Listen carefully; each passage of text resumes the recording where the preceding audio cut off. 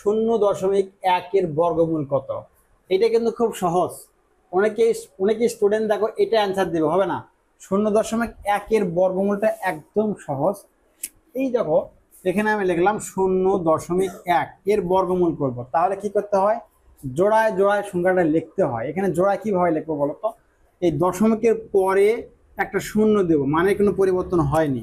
দশমিকের পরে তুমি একটা কেন হাজার শূন্য দেওয়া, মানে পরিবর্তন হবে না। এখন আমরা এর বর্গমূলটা বের করবো। দেখো এর বর্গমূল বের করার জন্য 10-এর নিচের সংখ্যার বর্গ সংখ্যা কি?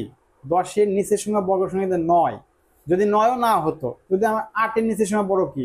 আর 7 হবে না, 6 হবে না, 3 হবে না, দুঃখিত 5 হবে না, 4 হবে। এখানে যেহেতু 10 আছে, 10-এর নিচের বর্গ সংখ্যা হচ্ছে 9, আমরা 9 লিখে ফেলবো।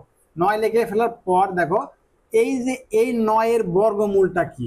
বর্গমূল বলতে রুট, এইটা সমান হচ্ছে 3। তাহলে এখানে আমরা 3 কিন্তু বসিয়ে দেবো অবশ্যই।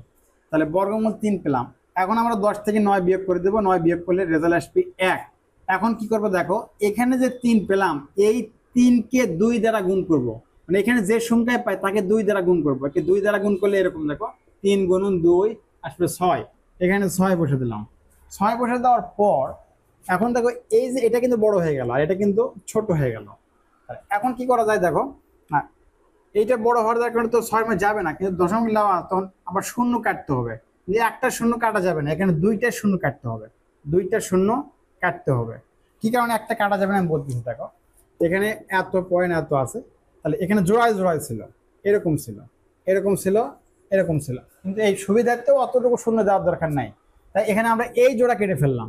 এখন এখানে আমরা একটা সংখ্যা নিব, নেওয়ার পর যে সংখ্যা তৈরি হবে এবং সেটাকে সেই সংখ্যা দ্বারা গুণ করব।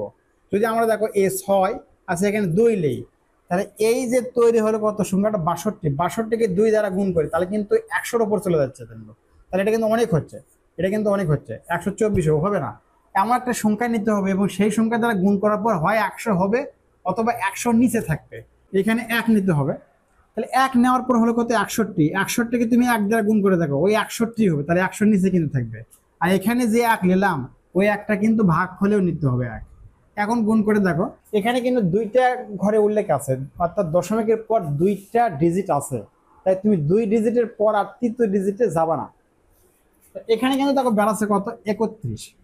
তাহলে এইটা দুঃখিত, এটার আগে সে দশমিক ছিল, দশমিকটাকে পার করে দিতে হবে। আমি পার করে দেইনি, তোমরা এটা বুঝে নেবা। দশমিকটা আগে পার করে দিতে হবে, এইটা কাজ করার আগে এই যে দশমিকটা ভাগফলে পার করে দিতে হবে। তাহলে পেলাম কি দেখো তো, 0.31 পেলাম।